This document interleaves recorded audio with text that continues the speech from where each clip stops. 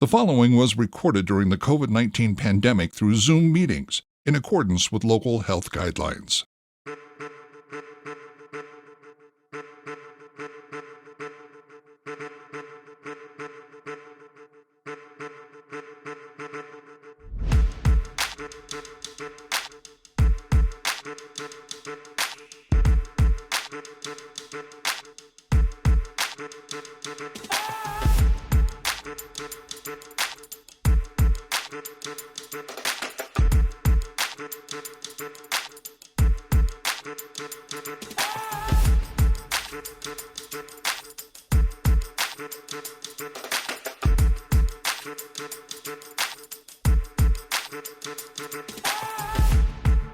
I'm going to take a short commercial break to tell you that these Tuesday talks come out once a month, the last Tuesday of the month, noon Eastern time.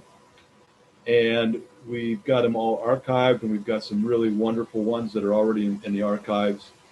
And then coming up in February, we're talking about the last Tuesday of February, we're talking about how sports rec and fitness ministers in the local church can be catalyst in racial reconciliations, and how they can do that in their sports rec and fitness in their churches. And you don't want to miss that conversation. We're also going to have one in the future about leading change. How do we lead change in our sports ministries or churches?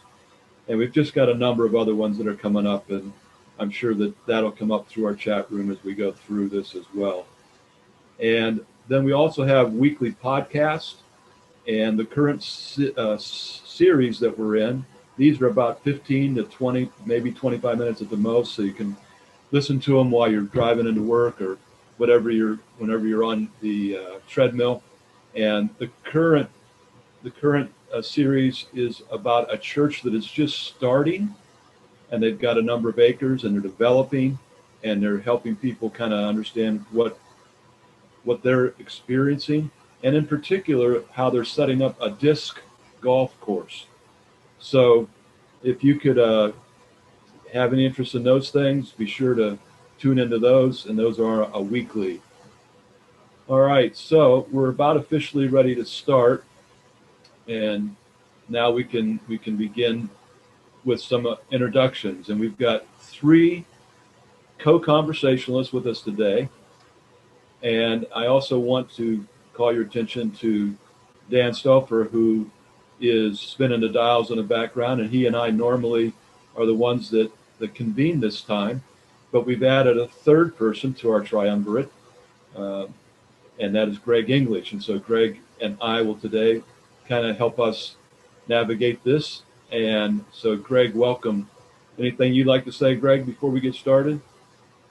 Glad to be here. I think it's a good conversation on just looking forward with some expected and some unexpected of what God does in our ministry and in our own life. So looking forward to the conversation with these guys today. And you've just gone recently yourself through even something that we're talking about.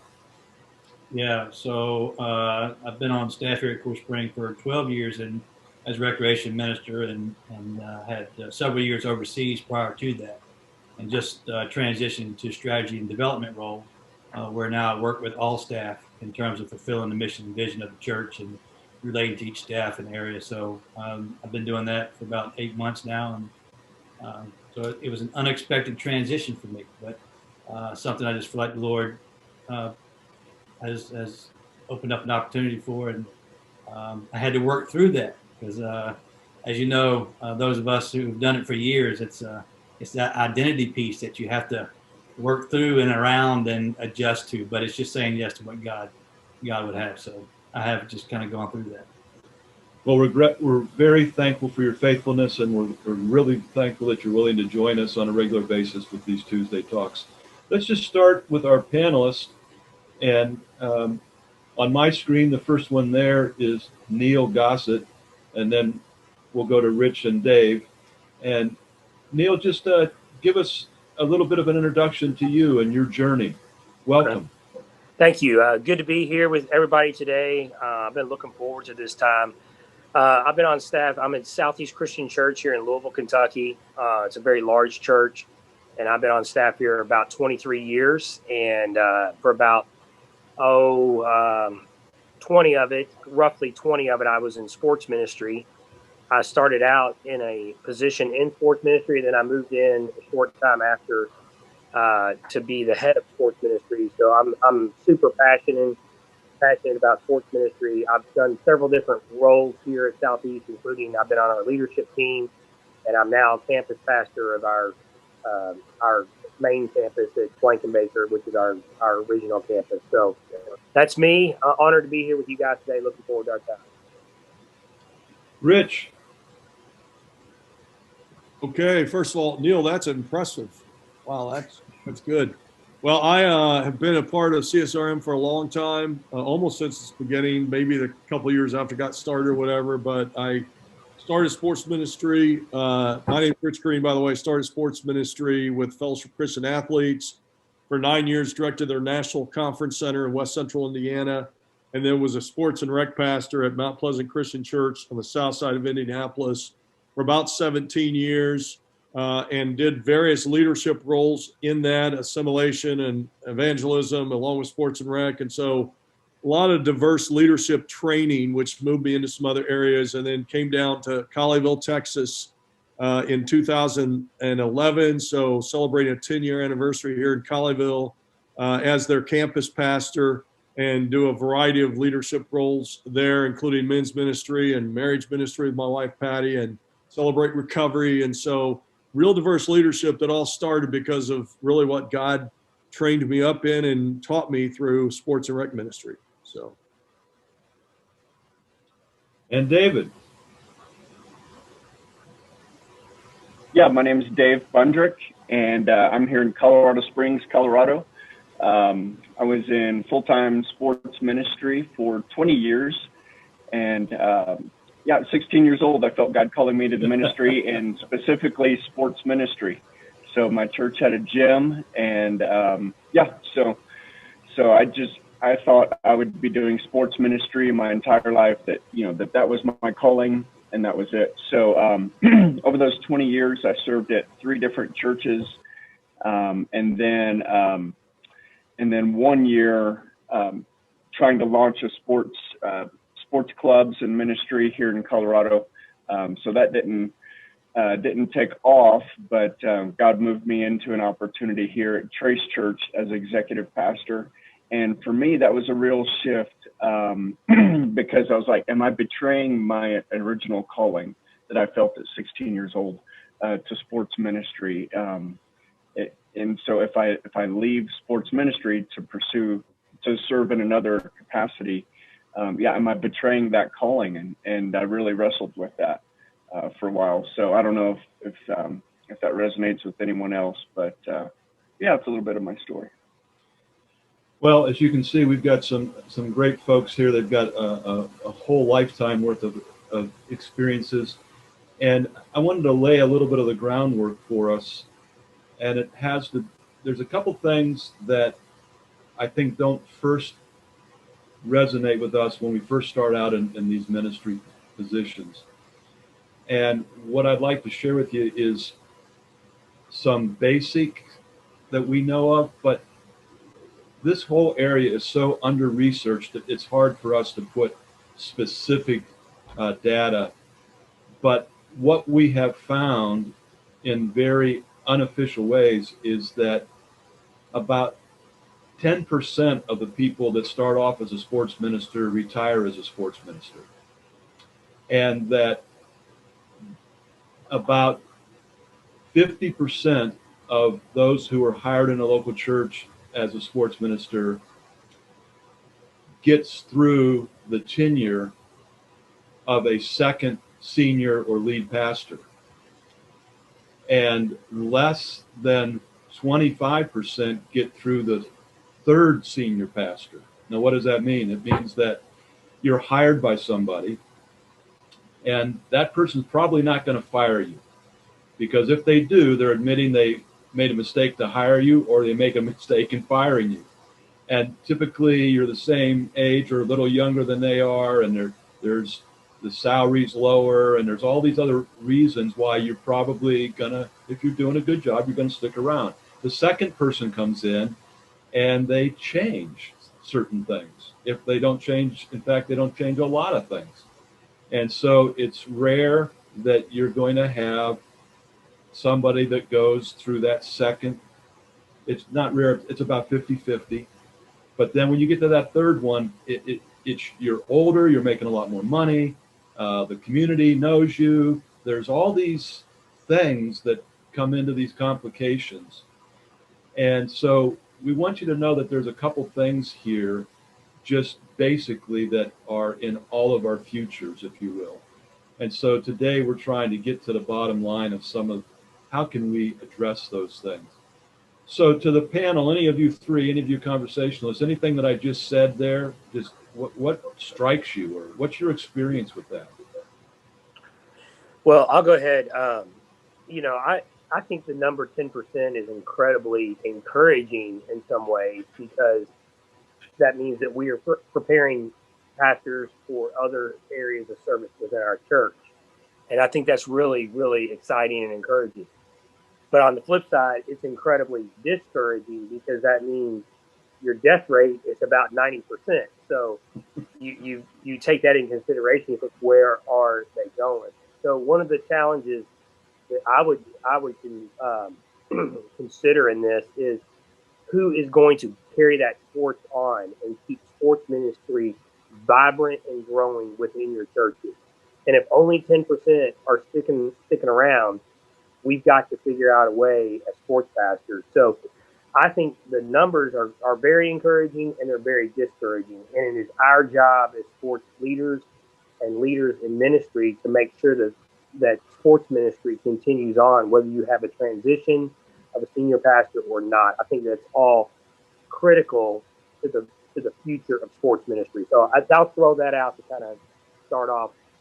That's a great point about that. You've got to develop the leadership that follows you. Excellent. Others?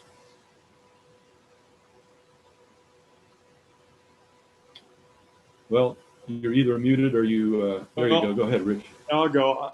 I think in any area of ministry, the mark of leadership is that you breed other leaders. And so I think part of the onus is not only on those that have gone before, but also those that are coming up.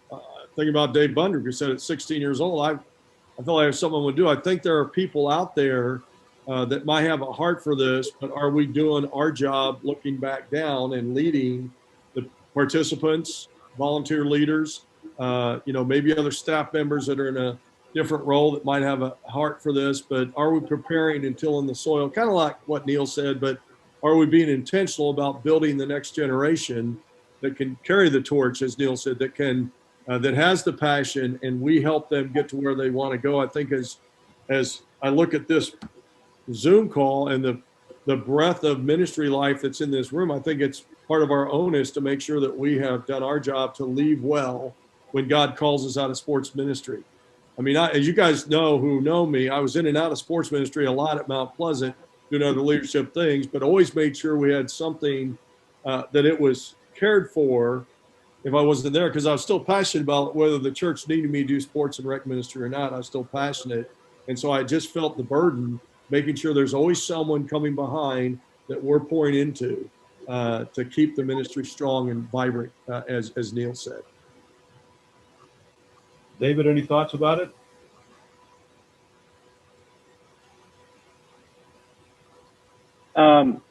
Basically, I'd be reiterating what Neil and Rich said. I think that the measure of your leadership is the sustainability of the ministry.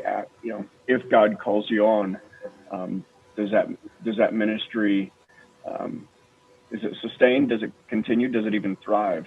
And that's not an insult to us. That's a compliment. And so, whenever I've left, I've left 3 ministries, and so I was always encouraged to see those thrive and continue on, and that was exciting.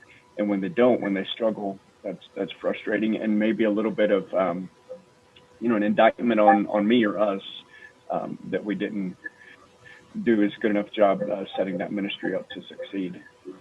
So, yeah, just always, whether it's on your radar or not that God might be moving you on, you should always be equipping and empowering those around you, because you never know what may happen, and you're not able to serve in that capacity anymore. And you want that to continue on. We don't pour our lives into these ministries just to see them die once we're done, right?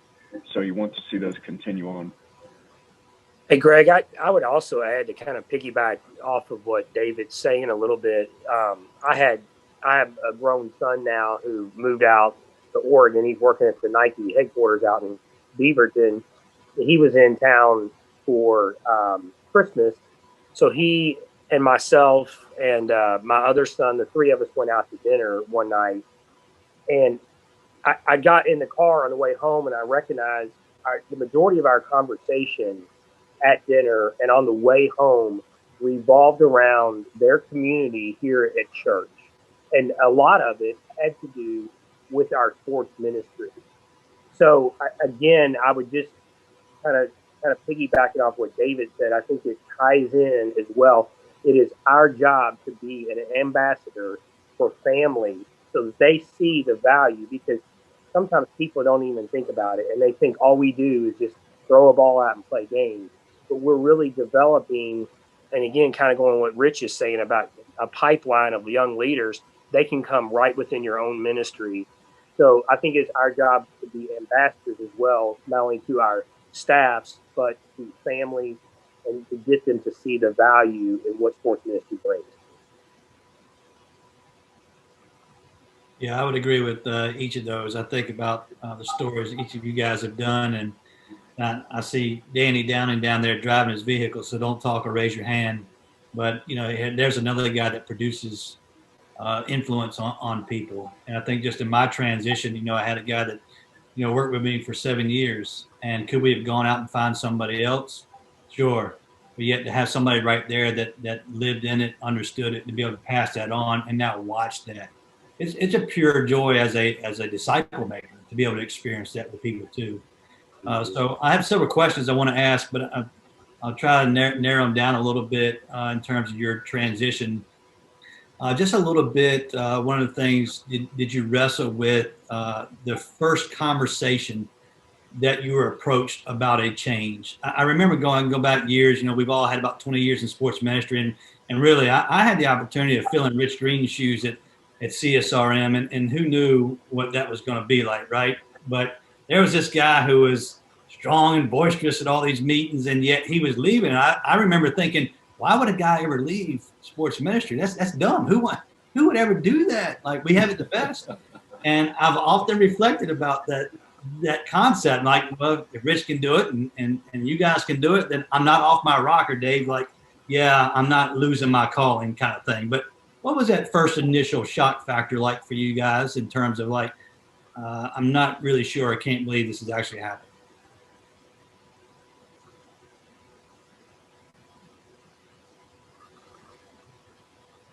I will unmute while I think. I think it's a classic bittersweet movement in ministry that you feel honored that the church has asked you to do something different, but you poured a lot of who you are into the development. I mean, our sports ministry at Mount Pleasant started from absolutely nothing, and before I left Mount Pleasant, we had built about a $5 million sports and rec facility. And so you see that and you think, and why would I come down to Texas? But, I think God it's being sensitive to the leadership of the Lord. If you're trusting God in the journey while you're in the midst of the heat of the battle of running a sports and rec ministry, which is chaos most of the time at best, with all the variables you deal with, you got to trust him with the future. You got to trust that he knows what he's doing, and as others identify your giftedness and your passions, and can see those bettering the kingdom by moving you somewhere else, then you trust him with that. And then it goes back to what David and Neil are saying and stuff is, okay, so leave well. Start well, leave well. And what am I going to do to leave well? But I think there's there's a bit of, I miss this, but there's always that something new in your life that you're like, wow, God, what do you have next? If this was so grand in my life and my kids were raised in sports and rec ministry environment, and now they're in college or out of college or whatever, then you must have something even better. And so you just continue to trust them on that journey. And real quick, I know I'm rambling here, but people ask, do you miss Indianapolis? Because I grew up there, lived there 51 years of my life, 10 years here in Dallas. And I said, I never pine for what was in the past. I never look back and say, boy, I wish I could do that again. I just trust that God knows a little more than I do, and maybe just a little bit. And so he's going to move me where he needs me. And he has brought great fruit in this new season of ministry. So I'd say it's been a tough transition in some regards because you go, you go from day to day having this hands-on experience to that is removed. And I don't know what it's like to be a professional athlete, but I can't imagine being a football player, a basketball player, a baseball player, and suddenly just not playing the game anymore. And it feels a little like that, I think, for me. I was fortunate because sports and fitness has stayed under me in my transition within my leadership. So I still have a hand on it, but it's very, very different. And so, I would see, I've been friends with Rich a long time, and I've seen his transition, and I would sit back sometimes and think, man, I bet that's been difficult on Rich, and to see what he has done. And now I'm living that. So there is guys, I'm sure Dave and Rich would agree with this. There's almost like a grieving process to a certain extent because it's such a vital part. And again, I resonate with Bundrick about his calling. It really is a calling to be a sports pastor. It's not an easy job. It's tough, but when you do leave, it's almost like, man, there's a lot of pride associated with that. But I'm grateful, and I still feel like, I go back to what I said a minute ago, I have an obligation to keep being an ambassador for this ministry, and I always will. That part, I feel like, is my next calling in sports ministry. Yeah, just to add to Rich and Green, when I was at my last church and still in sports ministry, the lead pastor come to me and asked me to consider being a campus pastor. And for me, that was a pretty easy no thanks. It was very honoring for sure, but you kind of know yourself, right? You need to know yourself, what your giftings and passions are, and what you're going to be, just able to pour your life into.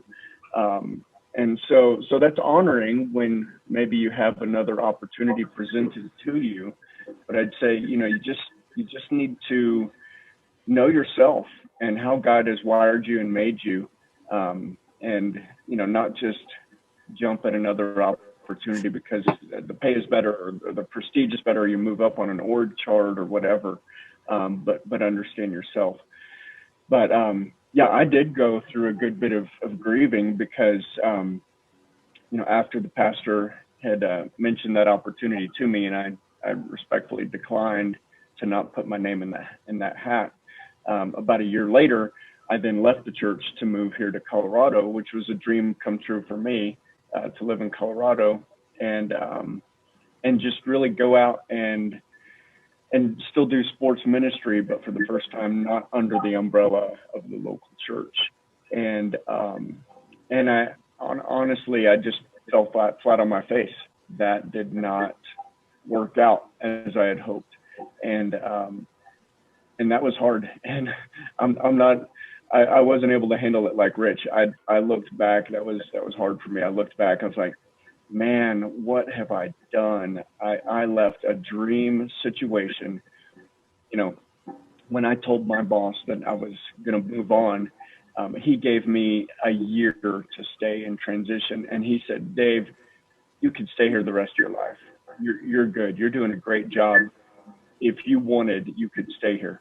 And so for me, that was security and comfort. I was respected and given great autonomy and freedom in that. But I just felt like I didn't want to coast the rest of my life. You know, I didn't just want to ride that. And so, it was a challenge, and God used Erwin McManus's book, Chasing Daylight. So if anybody needs something to read, it took me several years to read that because I'd start it and then put it down. I just couldn't handle what God was speaking to me through that book. But for me, there was grieving, and even now, I'm grateful for where I'm at and where I'm serving, and I can see how God is using my gifts and abilities and my personality to serve where I'm at.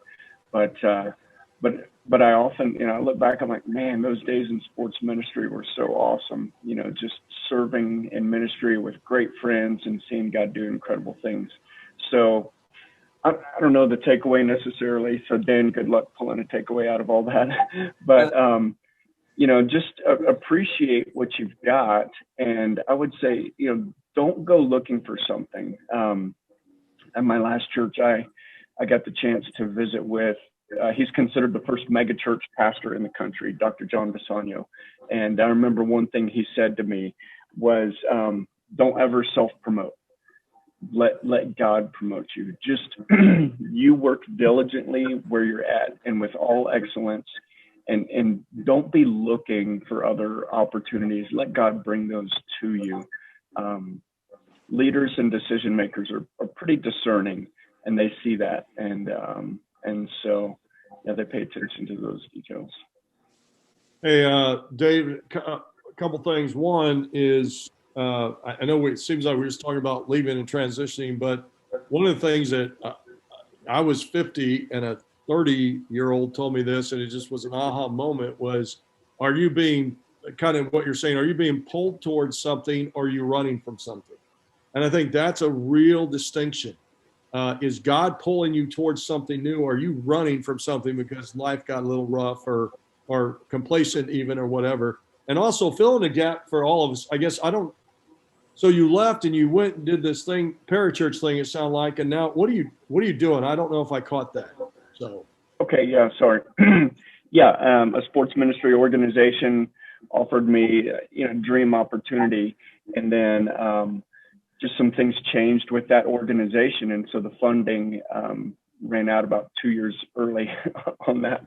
And so now, I'm now executive pastor at the church that my family and I had chosen to attend. So for the first time in my life, I joined the staff of the church that I've already been attending.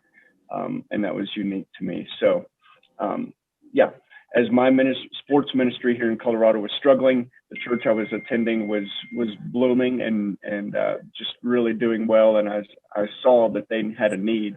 I said, hey, I think I could help out. So like the rest of us, you could care less about sports ministry. I'm sorry, Greg. All those comments, I think about each one, that just even my story going through the moment that my boss brought me in one day and said, you ever thought about doing anything else? And I said, no, this is who I am. This is what I do. Not even considering it, and I would teach at a collegiate level if I did. And he said, well, this is what I'm thinking. It was like I spent 4 or 5 months processing, wrestling through identity, and well, this was my call, and well, how am I going to let go of not being in the gym all the time? And Neil, my situation's like yours somewhat, that was kind of understanding that I'm still a part of sports ministry, just at a different role and input into it. But a lot of that's transitional. But I think about where God was taking gifts, talents, abilities, experiences, and I know Greg and I have talked about this several times. And somewhat the question is, would be, what are those gifts and abilities and talents that you've taken from or had as a recreation sports minister into your role now? Because I think one of the reasons why a 10% number is there is because as a sports and rec minister, the leadership capability, the training, the managing of the program, time management, the scheduling, the functionality, the strategy, the vision processing. As a sports and recreation minister, we do so much of that it's almost like a natural fit that a senior pastor, an executive pastor on a staff would say, we're moving in this direction. I've seen that in you. I've watched that in you. I'm inviting you to come be a part of that. So in that storyline, what are the things that you learned or you experienced there that you see working now in the role that you're in terms of your leadership skills, giftedness that have come out of sports and rec? And while we're waiting for you guys to respond to that, if anybody on this wants to ask a question, just chat. Greg or myself will ask some of these questions as we have time. And just to let you know, we've got another 40 or 45 minutes here. We're going to continue to walk through, so your questions are very important to us. And please do check the chat room because there's a lot of these connections, like the book that was mentioned, the hyperlink is there, et cetera, et cetera. Make sure you get on the chat room to look at this stuff. And for those of you that have joined later here, please do introduce yourself to us via the chat room and let us know where you are and what you're doing. But if security is an issue, of course, feel free not to do that. All right, so now to Greg's question, to the co-conversationals there. Go ahead, anybody. Well, I'm unmuted. I'm staying unmuted. These two guys mute themselves. I guess they want to hear themselves talk. But anyway, I think sports ministry teaches you, Greg, as you're saying, many things to prepare you for the next step. The number one thing that I think it does, it really helps us advance our churches or our organizations wherever we're serving. I really think outreach is something that is very vital for a sports minister. That is something that's super passionate on my heart. Our church is driven for disciple making, and I have a very strong passion that I firmly believe you've got to be able to have a good foundation for outreach in order to properly make disciples. And so I love that aspect of sports ministry. Another one that I will add that I think has really helped me is the ability to deal with conflict. There is always conflict in sports ministry, and there's a biblical way to handle conflict, and then there is the just a secular way to handle conflict. And quite frankly, sometimes the secular way is fine, but a lot of times it's not. And we always know that the biblical way is always the right way. And in dealing with issues at our church or social issues, some of the things that you guys are going to be talking about, Greg, you'd mentioned racial reconciliation. You're going to be talking about that next month. Some of those things are all natural for a sports pastor and help us be equipped to do those to help advance our church. So those would be the ones I would highlight. Guys, what do you all have? Yeah, I think just our necessity to organize, just ability to organize things, so have great organization, great systems, translates to any ministry. I see a lot of sports ministers go into executive pastor role. I think that's because we learn how to manage our budgets well, right? And as you guys know, unique to many other ministry areas, we don't just manage expenses, we manage revenues as well, and we have to forecast and plan. And so becoming very good money managers gets noticed and translates to many other aspects of ministry and service. And then our ability to equip and empower others. You learn early on you can't be at every practice, you can't be at every game day. You want to, and it's great when you can, but you've got to protect your family and your own personal life. And so we learn as sports ministers, we learn how to equip and empower and let go of those things. And those skills learned in sports ministry translate well to many other areas of ministry. Dave, I want to say just real quick, Rich, before you speak, that I was using the metrics that you put together years ago on touches in sports ministry.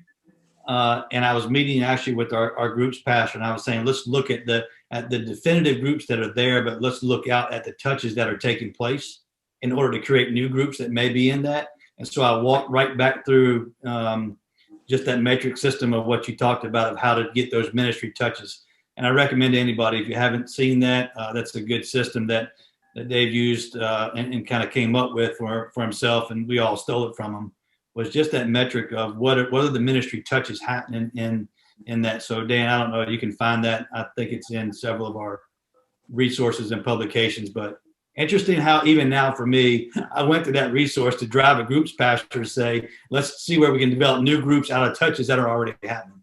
So, all right, Rich, go ahead. Well, yeah, and I think Real, just real quick, go ahead. real quick. Very ironically, the lead pastor I report to now cannot read a chart.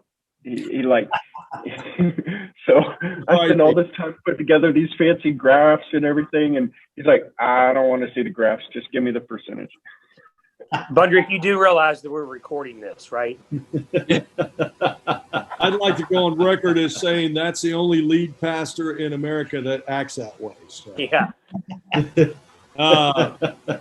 So I think along the same lines about the whole empowering, I think what we learn in sports and rec ministry is team building. We learn how to build teams. And I think that's one of the things that people have seen in me that I love doing. And as a campus pastor, right now in Colleyville, it's our largest campus. We have 5 campuses. Pre-COVID, we're running about 7,000. But I have the largest campus. And I'm going to say 2 things that we learned. But the first one is to build teams. I've got different team leaders, and I'm pouring into them, and they're pouring into their teams. And so my heart, my philosophy, my thoughts on what makes a healthy and strong team is very critical to the health of the teams, the student ministry, the children's community, whatever it is on the Colleyville campus. So that's a big thing. And then as I was thinking, I think what we learned too is we learned how to submit to authority and how to lead 360 degrees. Because I've always been a big fan of Maxwell's done it, Bill Hybels has done it. But, you know, we always think of leadership as leading down, but as sports and rec pastors, which literally drives the train in a lot of churches and evangelism, we need to lead up and we need to lead our peers in those ways. But I think about my unique situation and how my background has helped me. I've always told young sports and rec pastors, if you're not on the same page with your senior guy, you're in trouble. If you don't have the same vision that he has, you're in the wrong place. You need to go somewhere else, or you need to figure out how to get on board. Doesn't mean you don't champion your thoughts and your causes, but you've got to be in sync with the lead guy. And so our campus pastors on the other campuses, they're the top dog. They do their thing. And whatever they do pretty much goes. I've got 3 execs and a lead guy on my campus. And so am I really in charge? I mean, you know, so, but because of my background and my maturity, I guess, in ministry, I've been able to navigate that to be very influential in what happens on the Colleyville campus. But I think we learn all that stuff from having, you know, there are people that want sports and rec ministry in the church are like, why are we wasting money on all this kind of stuff? And it's just wasted time. Like, I think Neil, you said something, we just throw balls out, but there's a lot of leadership growth that happens within us and within those that we get to minister to and with that helps us to lead up and to lead our peers within the church, whatever our role ends up being. So. Guys, this is a really great information, and I'm thinking we're all gaining and learning from it. I've got a couple thoughts for you. Another one of these data points that we've become aware of is that we said, okay, about 10% retire as a sports minister. That means 90% of us go and do something else. And we want people to know that there are 4 typical ways that people exit out of doing sports ministry. The first we're not going to spend any time with because this just isn't something that we like to talk about, but it's sin. It's that people stop following Jesus in one or more areas of their life and they go out of ministry. Okay. And so we're not going to go there other than say, don't do that.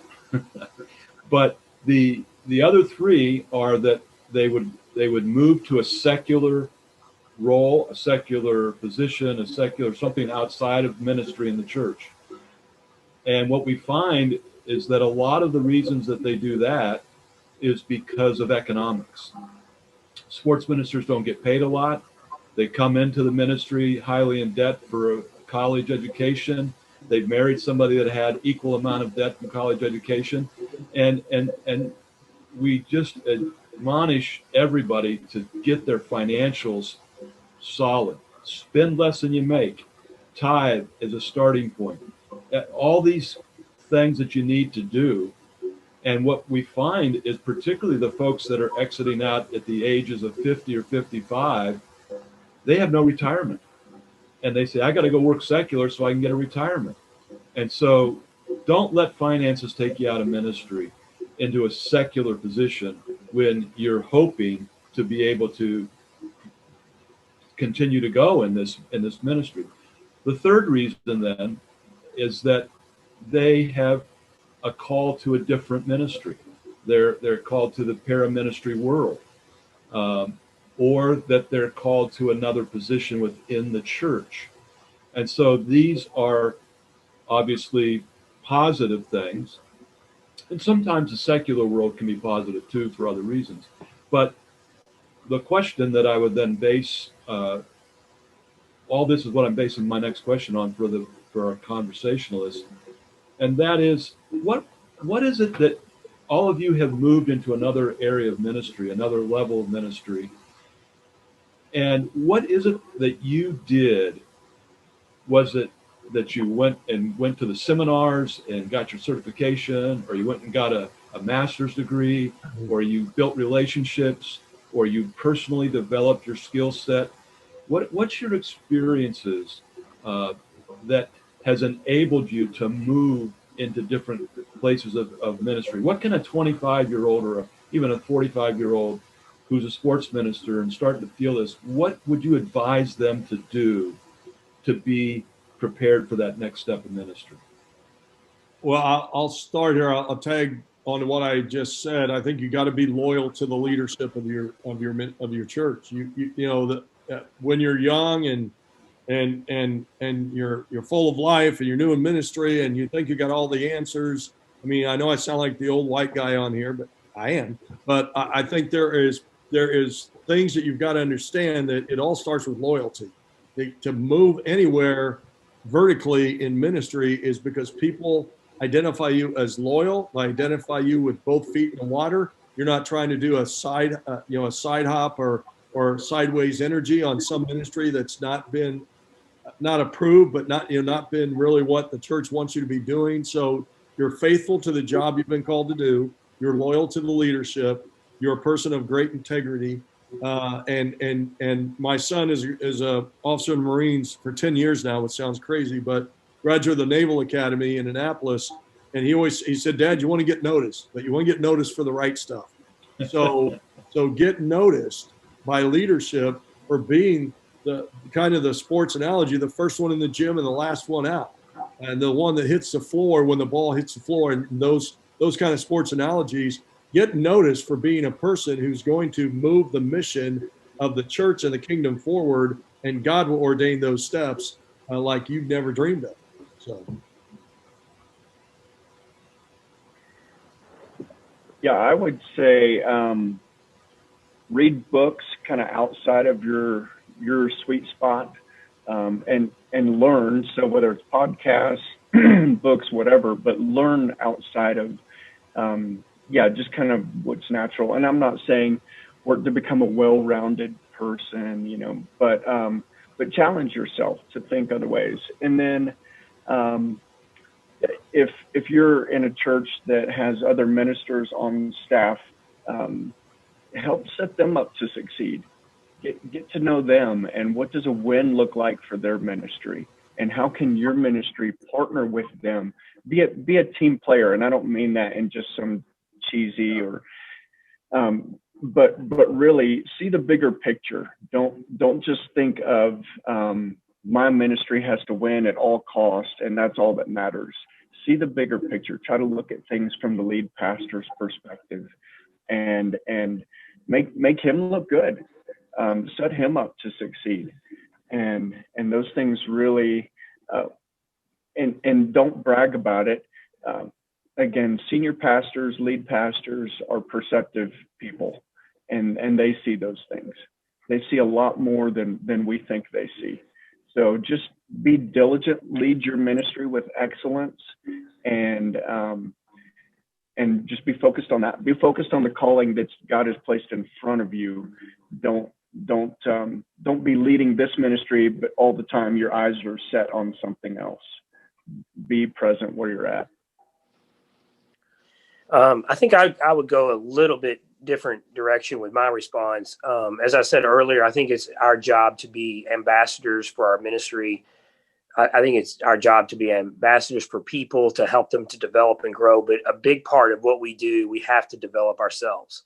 And so my approach would probably be a little different, because I've done a lot of things wrong in ministries over the years. But one thing that I did do right, and I can look back on, so I would answer this: if you're under 30, this is how I will respond to you. If you're over 30 and you're late, as Greg kind of teed up, later in your career, it's the old adage, the best time to plant a tree was 25 years ago. The second best time is today. So my thing would be, you do everything you can to develop yourself. You see areas that you are gifted at and get involved.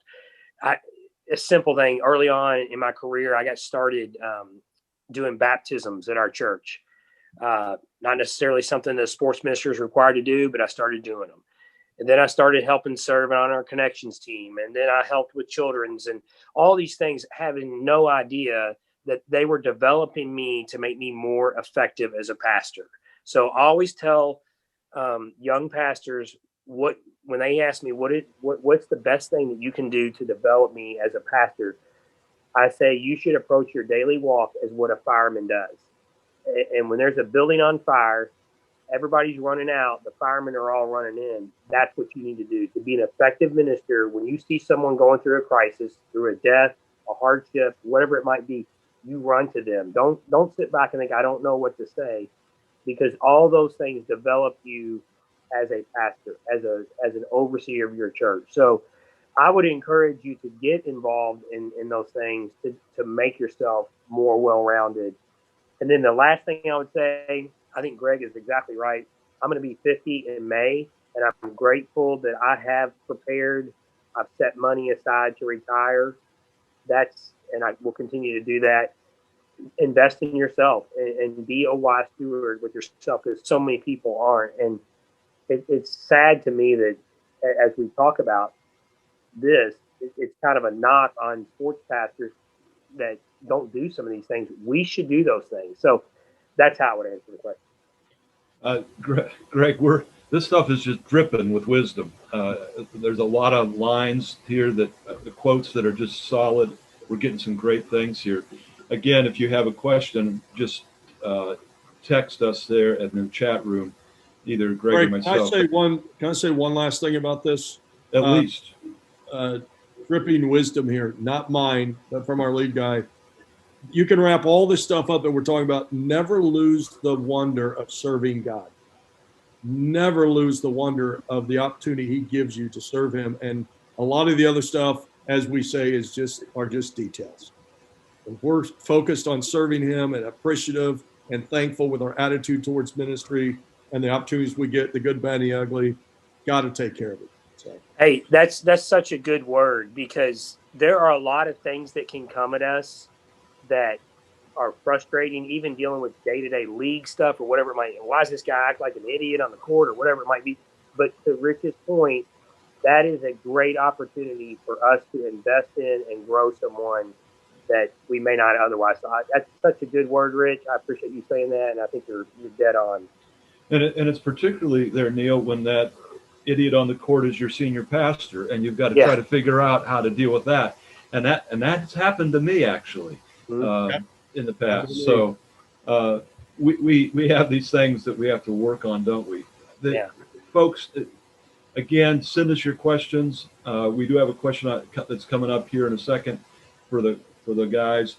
But I want us to also understand that sometimes the reason we don't get promoted within our own church is because we don't speak theologically enough. And sometimes it's because we don't know theology. And what we would encourage you to do, and it's part of why CSRM has created a master's level for sports outreach ministers. And we have our own certification so that these are the kinds of things that you can actually speak about. And when you go into your senior pastor or your elder board or your personnel committee, you can talk about soteriology or missiology or any of those other things. And they say, wow, this person doesn't just throw a ball out, but they really understand how we're actually doing this mission. And so preparing ourselves for these moves upward are very important. Now, the question that has been asked here for you guys is, how do you supervise your replacement? Some of you have moved into this new level, and how do you actually then supervise? And how, what are the pitfalls there? Because they don't do it just like you did, or just speak to that, because you've said, okay, we've moved to a different position. We still oversee it. Do you still play? Do you still compete? How do you interact now that you're not the senior sports person? So a lot of you guys on here know Ray Marsh, and we've been buddies since college. And he kind of, when I stepped into other roles, he took over the sports ministry at Mount Pleasant. We had just built this new facility, and something Andy Stanley said in the book that kind of rocked my world is, I'm probably still very brash, as you guys know, but I was younger and less bridled. Was pretend you're not the smartest guy in the room. And so you have to lead with humility. I think from our perspective, you have to lead with humility and know that you've given the keys to the kingdom over to this next person. And what, to David's point, and some of what Neil's saying, you have to empower them, and you have to let if they come to you, great. If you see things that are going to be a pitfall, it's the onus is on you to make sure you protect the ministry. And how you do that, of course, speaks volumes. But I think it's a matter of just giving them ownership and realizing that the fact it's not your way doesn't mean it's bad. And I learned that when I directed the FC National Conference Center as a 25-year-old with a $5 million facility. I was a criminology degree in sociology, not restaurant and hotel management, not business management or anything. And I had to order food for all these camps, all these FCA camps and all the churches. And I had to realize my personal preference can't rule here.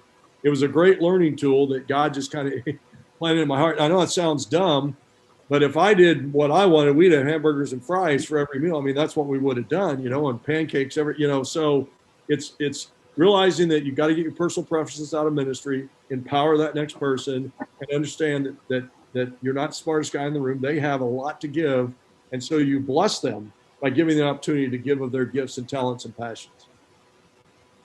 Yeah, I would agree. I would agree with Rich. I think it is our job that we have to step back, and the personal preference is important, but at the same time, this person, I have to believe that I've developed someone and God has put them in this place. It is their place to lead now.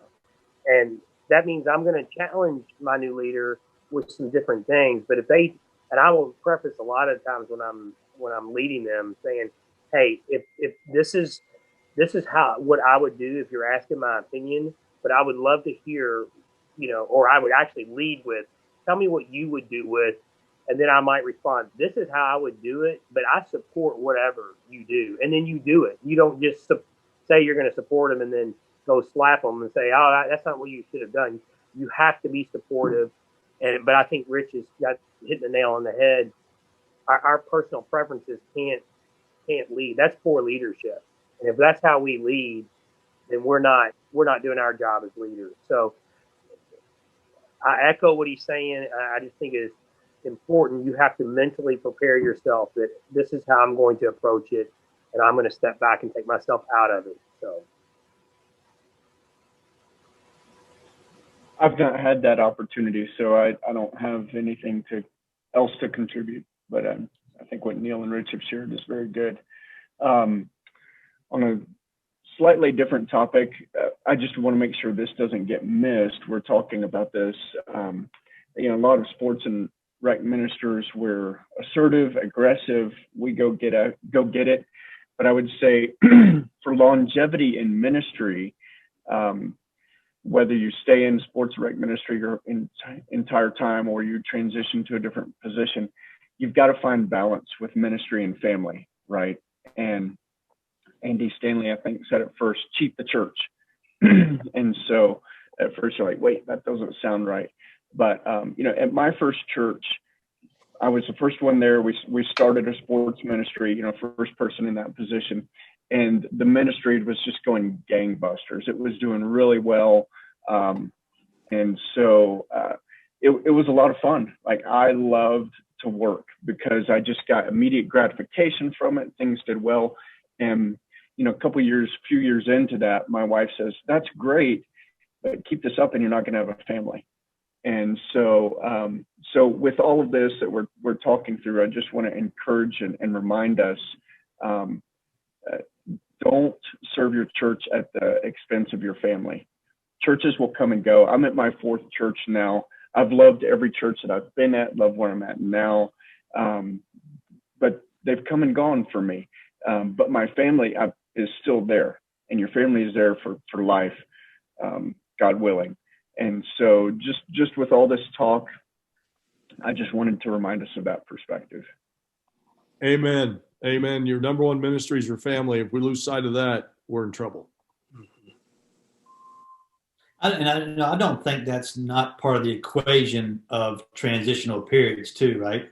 So I think about it a little bit as we serve at, for my younger years, I was in, Northern Africa, Middle East, young family, early years of ministry. Then I came back to the States, and I was at that middle age, raised my kids in a gym and served here, and now they're gone. Now I have two little granddaughters, and it's like I'm ready to have weekends free kind of thing, right? I don't even know what that's like. I'm adjusting to that now, and I think some of the family all through every phase of it is that transitional. It's being mindful. That one doesn't change across the board. I think it's a really good point. Greg, one thing that I try to do as I transitioned out, one practical thing is day one that I transitioned, like I had to go get new clothes. I mean, all my stuff was like sweats and hats and shirts of Cool Spring Rec. I mean, that's all I own. And people laugh at me now when I show up to work, and it's like, you actually have real clothes kind of thing. But that was a decision I made to separate myself from Shane having the opportunity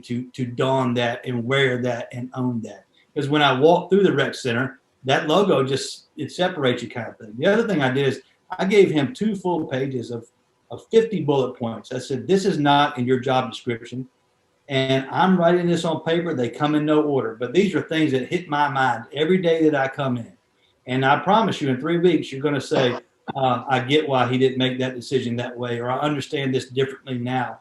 And by giving him that sheet, I wasn't telling him what to do. I was just letting those aha moments unfold that, as Neil says, comes back and they can ask the question, hey, tell me a little bit more. I saw where you wrote that down and I'm seeing it different now. Can you help me with that? So part of that humility and giving them not blind direction, but hey, here's some bullet points, pay attention to. It's going to happen.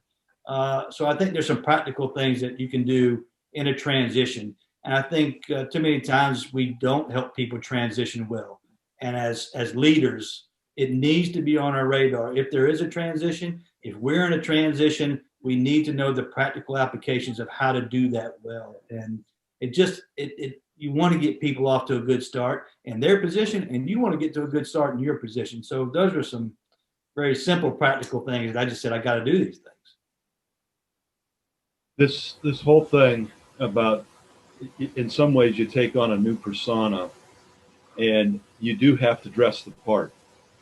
And I think you can't overlook that, because a lot of the folks that are going to be thinking about you as a middle manager position or an executive pastor or even a senior pastor, if you're wearing sweats all the time, you're not going to get that job.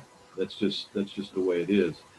And the family thing, I'll tell you also, some of the research and things that we've become aware of is that there are 4 main things that take people out of ministry altogether. Harking back a little bit. The first one, I think, may surprise people, power issues, that you have to win every argument, that every single staff meeting, your way has to be the way. And we don't think about that, but that stuff comes about, and you are, if you're arguing with your staff, Rich talking about the 360 leadership, whether it's those that you supervise and you have to win every time, or your peers you have to win every time, or particularly those that are your supervisors, you're not going to last long. The second thing is, we've mentioned before, is finance, that you don't take care of your finance. The third thing is just your personal integrity. And this can do anything from you say you're going to do stuff and you don't do it. And that old adage of under promise and over produce, don't think of it as a gimmick, but make sure that rather than making it into gimmicks, make sure that what you say is absolutely possible, that you can actually do it. They'll forgive you if you don't get 1 out of 10, but if you're missing 9 out of 10 or even 4 out of 10, it's a problem. Your personal integrity also has to do with illicit relationships. We don't have to talk about that. You know what that is. You're not abusing anybody, and you're not involved in any kind of sexual or any kind of other relationships. But that's the third thing that takes people out, is that personal integrity. And the last one is physical health. That you're the sports minister, but you quit working out. And you may be coaching the team, but because you're the minister, you don't want to play yourself in that game. And so you don't get any exercise, and physical health can take you out. So this is something that also keeps us from transitioning. Guys, we're kind of coming down to our last, go round here. And I'm just interested, kind of like Dave threw at us. This is something that's important. You got to keep your family. You got to do that. And I'll say one thing to that, and then anything that you guys want to say that we haven't really brought up that's hot on your heart. I'm going to tell you how you keep your family first, and that is that you go to your family and have your family meetings first, and you put your family on the calendar first.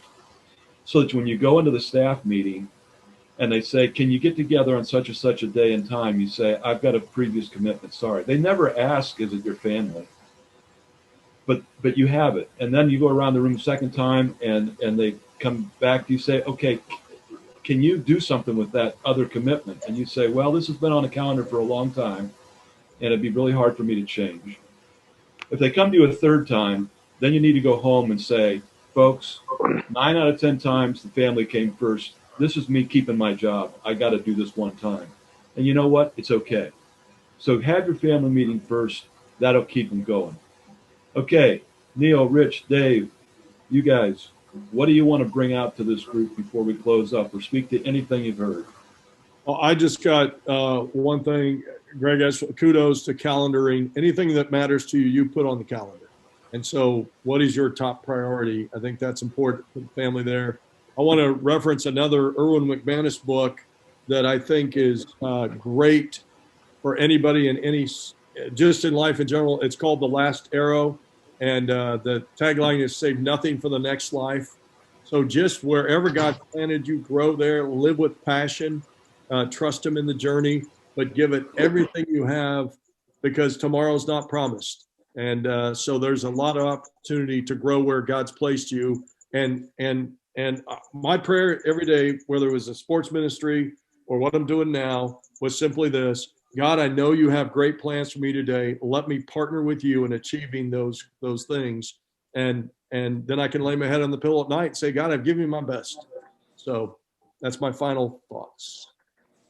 I have two things. One, I would like to debunk the wardrobe thing that we just talked about. I've seen Rich Green's dress before and after. All he wears is Cleveland Browns and Purdue garbage. There you go. So somehow it has worked out for him. Nothing wrong with that. I would like to debunk that theory right now. So that's one. Two, I think it is super important for everyone on here or that watches this. You are doing something great. I mean, and you are doing something really amazing. And what Rich said earlier about never lose that wonder, it's easy to get wrapped up in the day-to-day. I'm going to serve at the local church, sports ministry. what's God have in store today? But I'm telling you, you don't want to miss it, because from a guy who's been in ministry for 23 years, my sports ministry time, it's crazy how quick it went. And I look back and I'm like, man, it was a flash. And so just take it in what you're doing, and encourage you to be an ambassador and up that a little bit. So if you're not doing that already now, make sure that you are doing that, because we have got to keep this thing going in the next generation. Sports ministry is vital.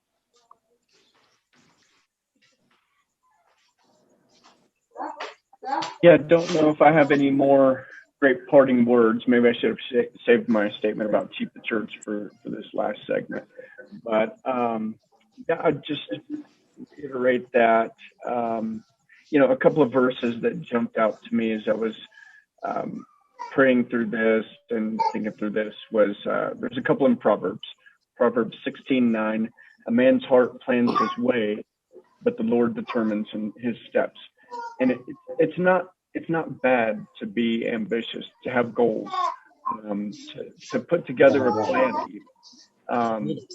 So I remember when I first started in sports ministry and attended my first CSRM summit, I was like, man, one day I want to lead a workshop at CSRM summit. And that, because to me that represented, I want God to invest something in me that is worth sharing with others. And then I got an opportunity to do that. And I was like, man, this is just incredible. So it's not bad to have dreams. It's not bad to have goals. Please don't hear us saying that. It's not bad to set your sights on things. But just realize that the Lord determines your steps, and seek Him and serve Him more than just your own ambition or drive with that. So that's what I have to share. Anything else? Any of you guys? Greg, any concluding thoughts for us? Every time I'm a part of this, or every time I'm around these guys who I've been able to attend their workshops, have one-on-one conversations with them, and share in this process, and it's I always feel like I could take hell with a squirt gun right now. That's the passion of the Lord. That's the passion of the service. That's the desire for outreach. That's what you get in this community, and it doesn't really matter where the position are of what we're doing. There's a unification in that I think is part of this the sports and recreation ministry group. I think we're like Olympians. You're never a former Olympian. Once an Olympian, always an Olympian. And I think that you can hear that heartbeat here today. So thanks for being here. As we wrap this up, I want to thank each of the conversationalists today and pick up a little bit what Greg just mentioned. We hope that each of you have a long-term ministry. And that's part of why CSRM exists and part of what we try to do. And I can tell you that some of my greatest joys have been to hang out with these folks and other folks like them. And when we get together, we have fun, we laugh, we ridicule each other, and yet it's always a good time. And we just are encouraging you to stay involved and stay in contact with one another. Please do go to the CSRM website. There's a lot of resources. Go to Overwhelming Victory Press. We've got books. Some of these guys have even added their parts to those books. It's just great resources. And don't forget the podcasts that come out every week. Get on the list to receive those, and you can either watch them or listen to them. Don't forget you can get your certification. Don't forget you can get a master's degree. All these things that we have out there for you.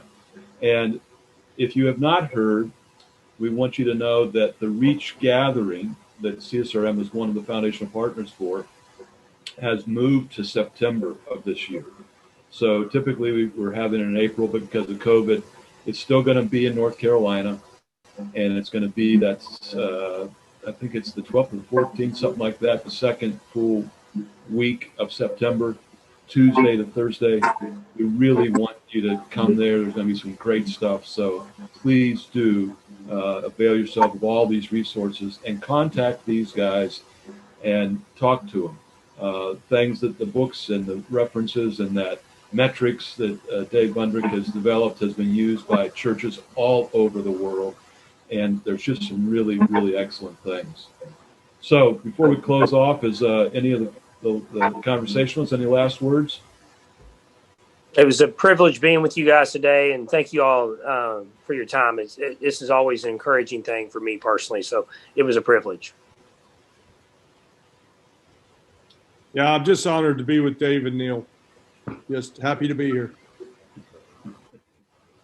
Yeah, and I would just say, just so grateful for CSRM and just being a great resource to me during my ministry, and just the lifelong friendships that were developed, and attending those conferences were huge. And so just encourage anybody that's watching this, take advantage of the resources you've got through CSRM. All right, you've seen it on the chat room. The next one, I believe, is February 23rd. Dan, is that right? 23rd. And we're going to be talking about how sports rec and fitness can help in racial reconciliations. And we're the one place in the church that typically brings people in from all different places, that even if they don't attend the church on Sunday. So we have a big role. And you can get the next ones on our website, the next offerings for all these things. So thanks to everybody. Just click the little red button and you can see yourself off here.